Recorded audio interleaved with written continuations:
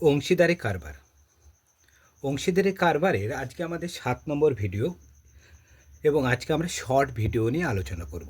অংশীদারি কারবারের অঙ্কতে যে সমস্ত শর্ট অঙ্ক আমাদের পরীক্ষায় আসতে পারে সে সমস্ত বেশ কিছু শর্ট ভিডিও আমরা নিয়ে আজকে আমরা এই ভিডিওটা সাজিয়েছি। দেখো প্রথম অঙ্কটা কি বলছে দেখে নিই। একটি অংশীদারি ব্যবসায় পৃথা ও রাবেয়ার মূলধনের অনুপাত 2:3 এবং রাবেয়া ও জেসমিনের মূলধনের অনুপাত 4:5 হলে পৃথা, রাবেয়া ও জেসমিনের মূলধনের অনুপাত কত আমাকে বের করতে হবে। তো সর্বপ্রথম এখানে কাজ দেখো, এখানে পৃথা ও রাবেয়ার মূলধন আছে হচ্ছে 2:3, যেমন আছে তেমন লিখে দাও। তাহলে আমরা লিখতে পারি Pritha is to Rabeya.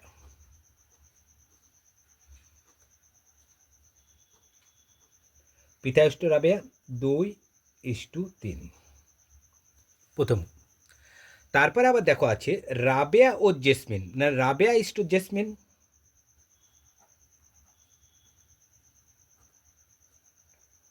Rabeya is to jasmine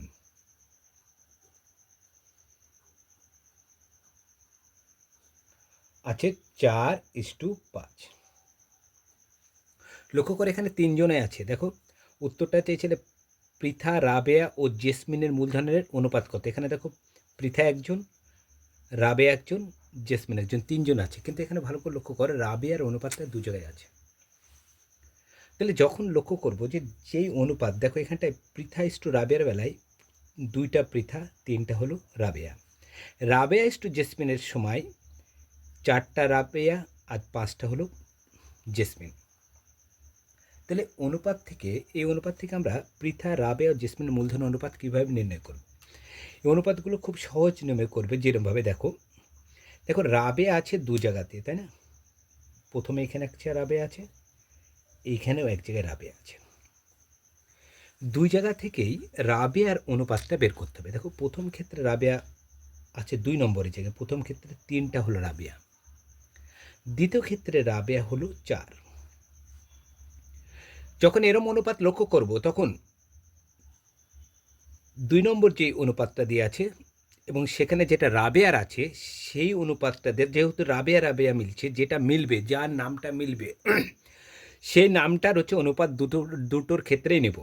দেখো এখানে রাবেয়ার আছে 4 আর এখানে আছে রাবেয়ার আছে 3। তাহলে এইখানে যে রাবেয়ার 4 আছে সেই 4টা দিয়ে এই দুটো অনুপাতকে গুণ করব এবং এইখানে রাবেয়ার আছে 3, এই 3 দিয়ে আমরা এই দুটো অনুপাতকে গুণ করব। তাহলে এখানে দেখো প্রথম অনুপাতে 2:3 এর সাথে কত গুণ করব। দেখো এখানে রাবেয়া হচ্ছে 4, তাহলে 2 গণিত কত লিখব 4:3 গণিত 4, 4 2 8:3 4 12 বেড়ে গেল। একইভাবে এখানে রাবেয়ার অনুপাত কত 3, তাহলে 3 দিয়ে আমরা এই দুটো অনুপাতকে গুণ করব। লিখতে পারি কত 4 গণিত 3 5 গণিত 3, 3 4 কত হয় 12:3 5, 3 5 হয় 15। হ্যাঁ, এবার লক্ষ্য করো, তাহলে আমরা অনুপাতটা পেয়ে গেলাম। এখানে লক্ষ্য করো এই 8টা হলো পৃথা। দেখো পৃথার নামটা প্রথম আছে, এই 8টা হলো পৃথা। রাবেয়া হলো 12। একইভাবে এখানে দেখো এই রাবেয়া 12, এখানেও রাবেয়া, দেখো এটা 12 আর 15টাকে জেসমিন। তাহলে আমরা কি লিখতে পারি, অতএব পৃথা, প্রথমে আছে Pritha is to Rabeya is to jasmine.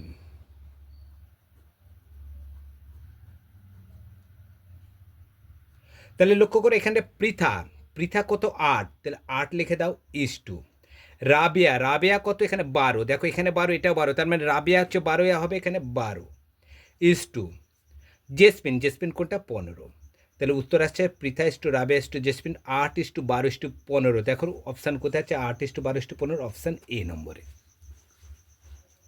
তাহলে এখানে হচ্ছে যখন অনুপাতের সমানে সব অনুপাতগুলোকে সমানে আনতে চাইবো তখন আমাকে দেখতে হবে যে কোনটায় মিল আছে। যেটা মিল থাকবে, যে অনুপাতে এখানে রাবেয়া রাবেয়া মিল ছিল, তাহলে প্রথম অনুপাতটা দিয়ে দ্বিতীয়কে এবং দ্বিতীয় রাবেয়ার যে টাকাটা ছিল সেটা দিয়ে প্রথমকে গুণ করলাম, তাহলে রাবেয়া দেখো সমান চলে এসছে। তাহলে এই 12টা মানে কি রাবেয়া, তাহলে আমরা এখান থেকে দেখো 8 মানে পৃথা, 12 মানে কি রাবেয়া, আর 15টা হচ্ছে জেসমিন। তাহলে হচ্ছে 8:12:15 আমরা খুব সহজেই আমরা নির্ণয় করতে পারছি।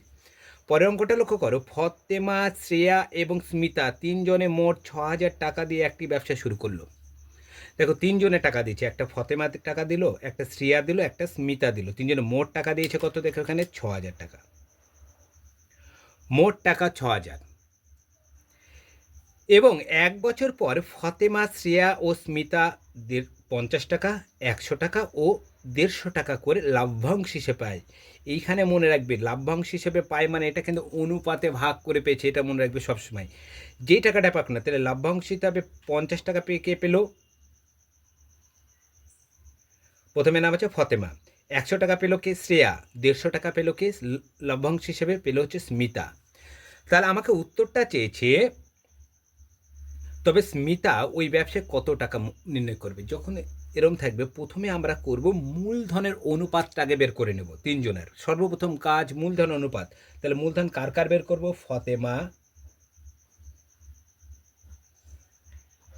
Fatema is to Shreya is to Smita. তাহলে ফতেমা কত আছে প্রথমে লক্ষ্য করো, ফতেমা 50, লিখে দাও 50, ইস্টু শ্রেয়া কত আছে 100, ইস্টু তারপরে আছে কে আছে দেখো স্মিতা 150।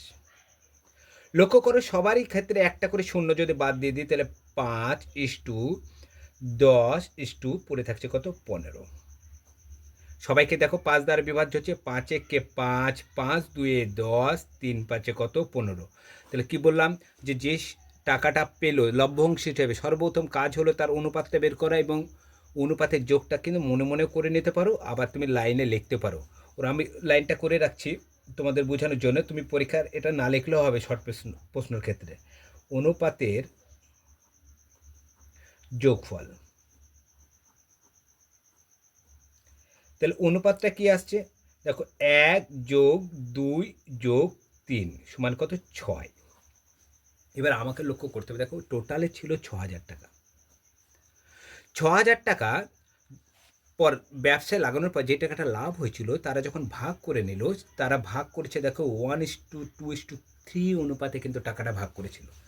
সেই অনুপাতে ভাগ করাতেই ফতেমা 50 টাকা পেয়েছিল, শ্রেয়া পেয়েছিল 100 টাকা এবং স্মিতা পেয়েছিল কত, 150 টাকা। তাহলে এখান থেকে আমরা খুব, মোট ছিল 6,000 টাকা। তাহলে 6,000 টাকার মধ্যে স্মিতা কত দিয়েছিল, এটা কিন্তু আমরা খুব কিভাবে বের করবো, তাহলে 6,000 টাকার মধ্যে স্মিতা দেয়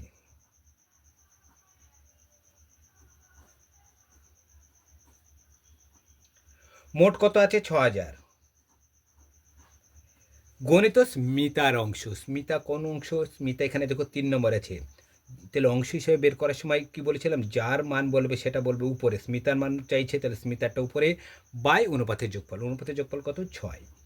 তাহলে 6 কে 6, 6 1000, 6,000। তাহলে উপরে থাকছে কত, 1000 গণিত 3 আসছে কত, 3,000। তাহলে স্মিতা কত দিয়েছিল, 3,000। স্মিতা কোথায় আছে দেখো, সি নম্বরে আছে। দেখো এই অঙ্কটা আমি প্রুভ করে দেখাচ্ছি। স্মিতা যদি 3,000 টাকা দেয়, দেখো স্মিতা দিয়েছে 3,000, শ্রেয়া কত দেবে, দেখো শ্রেয়ার হবে 2/6 মানে 2,000। দেখো আর হচ্ছে ফতেমা হবে 1/6 মানে 1,000। দেখো ফতেমাকে শর্টে F:, শ্রেয়াকে S, স্মিতা SM করে দিলাম। তাহলে 1,000:2,000:3,000। দেখো 3টে শূন্য 3টে শূন্য 3টে, তাহলে কত হচ্ছে 1:2:3। দেখো এখানটা মিলে যাচ্ছে। তাহলে এখানে হচ্ছে কি, আমরা এখানে প্রুভ করতেও পারছি যে আমি অঙ্কটা ঠিক আছে কিনা, সেটা আমি এখানটায় প্রুভ করেও আমরা দেখে নিতে পারছি। দেখো আমরা আর একটা দেখছি,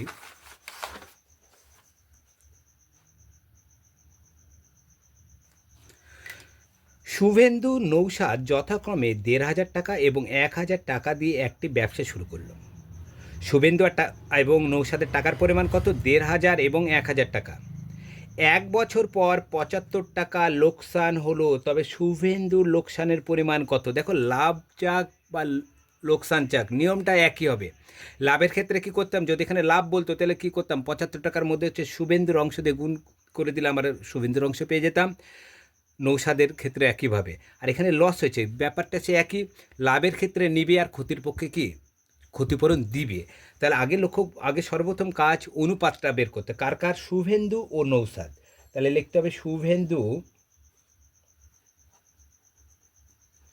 ইস টু নৌসাদ। তাহলে শুভেন্দু ইস টু নৌসাদ, তাদের টাকার পরিমাণ কত দেখে নেই। একটা আছে কত, ১,৫০০। শুভেন্দু, নৌসাদের আছে কত, ১,০০০।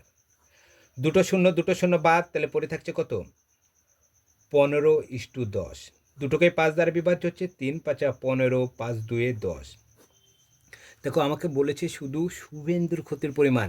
তাহলে ব্যবসায় লস হয়েছে কত টাকা, ৭৫ টাকা। তাহলে ৭৫ টাকার মধ্যে শুভেন্দুর কত টাকা ক্ষতি হলো। তাহলে কি করব, মোট লাভ কত টাকা, এখানে ৭৫ টাকা।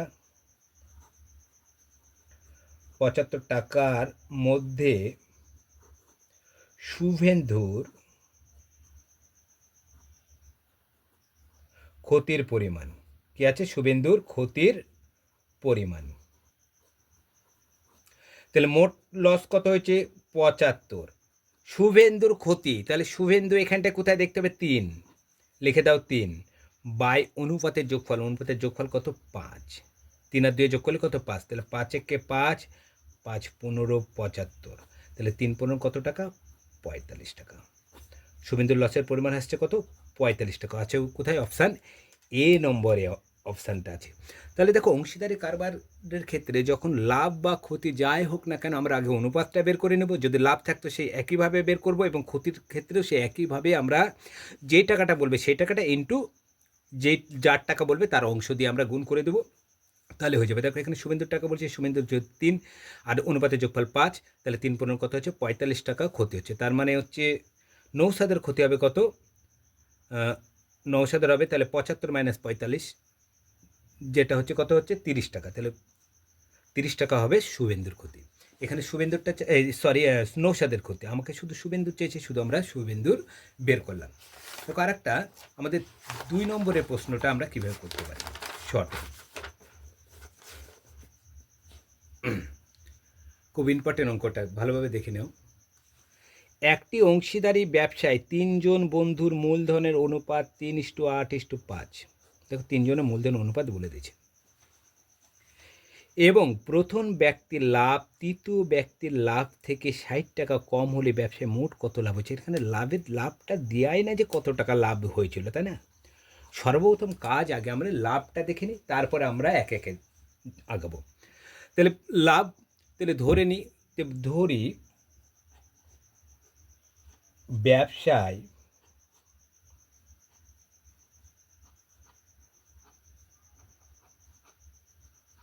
লাভ হয় এক্স টাকা, এক্স টাকা লাভ হয়েছে।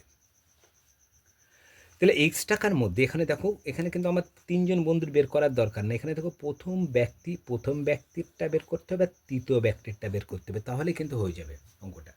এবং তারপরে শর্ত করব, প্রথম ব্যক্তির লাভ তৃতীয় ব্যক্তির লাভ থেকে ৬০ টাকা কম। তাহলে ব্যবসায় কত টাকা লাভ হয়েছিল, তাহলে ব্যবসায় কত টাকা হয়েছে, এক্স টাকা লাভ হয়েছে। তাহলে আমাকে দেখতে হবে এক্স টাকার মধ্যে প্রথম ব্যক্তি কত পাচ্ছে এবং তৃতীয় ব্যক্তি কত টাকা পাচ্ছে, সেইটা আগে আমাকে নির্ণয় করতে হবে। তারপরে এখানে বলে দিচ্ছে যে প্রথম ব্যক্তির লাভ তৃতীয় ব্যক্তির থেকে ৬০ টাকা বেশি, মানে প্রথম ব্যক্তি যে টাকা, প্রথম ব্যক্তি যা লাভ করবে তৃতীয় ব্যক্তির থেকে কত টাকা, ৬০ টাকা। প্রথম ব্যক্তির লাভ তৃতীয় ব্যক্তির লাভ থেকে ৬০ টাকা কী করবে, সে কম লাভ করবে। তাহলে আমরা শর্তটা এখানে ভালো মতোই বুঝতে পারছি যে এখানে শর্তটা আমার হচ্ছে, প্রথম ব্যক্তি যা পাবে তার থেকে সে কত টাকা কম পাবে, ৬০ টাকা কম পাবে। তাহলে এক্স টাকার মধ্যে প্রথম এবং তৃতীয় ব্যক্তি কত পায়, আগে সর্বপ্রথম সেটা নির্ণয় করি। তাহলে কোন অনুপাতে ভাগ হবে, দেখো ৩:৮:৫। তাহলে আমরা প্রথমে কী লিখব, ৩ জনের মূলধন অনুপাত, ৩ জনের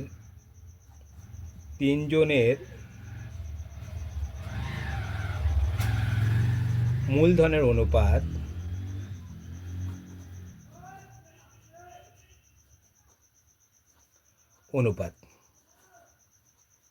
তাহলে 3 জনের মূলধন অনুপাত এখানে দেওয়া আছে 3:8:5।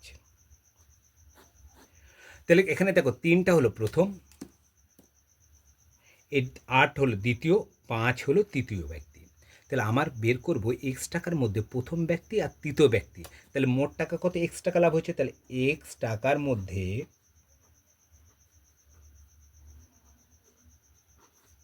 প্রথম ব্যক্তি পাই, প্রথম ব্যক্তি পাই।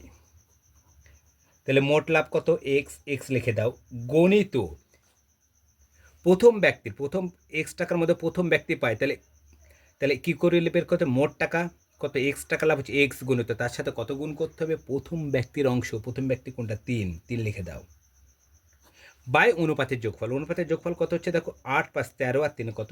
16। তাহলে আসছে কত? 3-এর সাথে এক্স গুণ করে দাও, 3x বাই 16 টাকা প্রথম ব্যক্তি। আর একটা কার বের করবো? তৃতীয় ব্যক্তি। আবার এক্স টাকার মধ্যে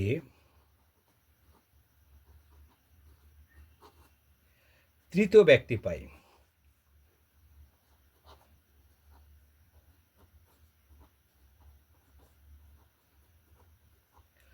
কত টাকার মধ্যে? এক্স টাকার মধ্যে, এক্স লিখে দাও, বাই গণিত তৃতীয় ব্যক্তির অংশ, তৃতীয় ব্যক্তি কোনটা?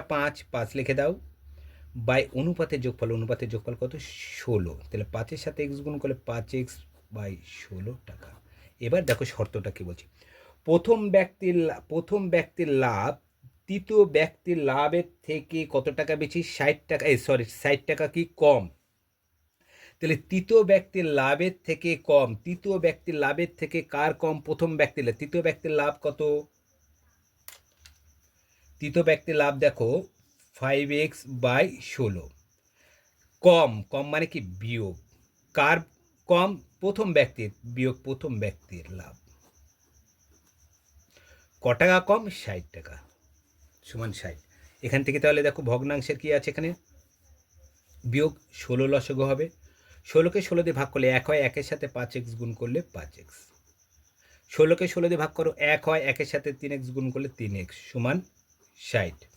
5টা x থেকে 3টা x বাদ দিয়ে দাও, হবে কত? 2x বাই কত? 16 সমান 60।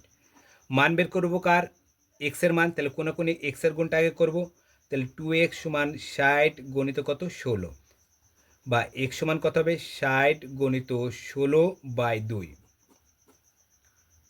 8 2 16। x সমান 6 48, 480। x মানে কি চেয়েছিল? ব্যবসায় লাভ। উত্তর চেয়েছিল কি? মোট কত লাভ হয়েছিল। তাকে এক্স লিখে রেখেছিলাম, এক্স এখানে এক্স এর মান তো লিখে বেড়ে গেল, এক্স এর মান। তাহলে এক্স এর মান যেটা বেরোলো সেটা হলো ব্যবসায় লাভ। অতএব ব্যবসায় ব্যবসায় মোট লাভ হয় কত টাকা? 480 টাকা। তাহলে অংশীদারি কারবার নিয়ে আমরা টোটালি 7টা ভিডিও করলাম। এখানে হচ্ছে লং এবং শর্ট মিশিয়ে। তাহলে আমরা আজকে শর্ট ভিডিও কমপ্লিট করলাম। এর আগে আমরা 6টা হচ্ছে লং ভিডিও আমরা কমপ্লিট করেছিলাম। তাহলে অংশীদারি কারবার নিয়ে আমাদের ভিডিও আমরা শেষ করলাম। এরপর আমরা নতুন কোনো অধ্যায় নিয়ে আলোচনা করব। আর আমরা প্রতিদিন যেটা উল্লেখ করে, আমার একটা নতুন চ্যানেল আছে ম্যাথ সাইন। এখানে বিভিন্ন কম্পিটিশন পরীক্ষার অঙ্কগুলো আমি দুপুর 12টার সময় দিয়ে থাকি। তাছাড়া নবকুমার স্যার হিসেবে যে চ্যানেলটা আছে সেখানে সন্ধ্যা 6টার সময় আমি একটা করে শর্ট দিয়ে থাকি, যেগুলো বিভিন্ন কম্পিটিশন পরীক্ষার অঙ্ক নিয়ম সহ উল্লেখ করা থাকে। আর ম্যাথ সাইনের লিঙ্কটা তুমি পেয়ে যাবে নবকুমার স্যার হিসাবে যে চ্যানেলটা আছে সেই চ্যানেলের ডেসক্রিপশন বক্সে কিন্তু ম্যাথ সাইনের লিঙ্কটা হচ্ছে পেয়ে যাবে। আর তোমাদের যদি চ্যানেলটা ভালো লেগে থাকে তাহলে লাইক, কমেন্ট, শেয়ার ও সাবস্ক্রাইব করো। আজ এই পর্যন্ত, পরের ভিডিওতে আবার দেখা হবে।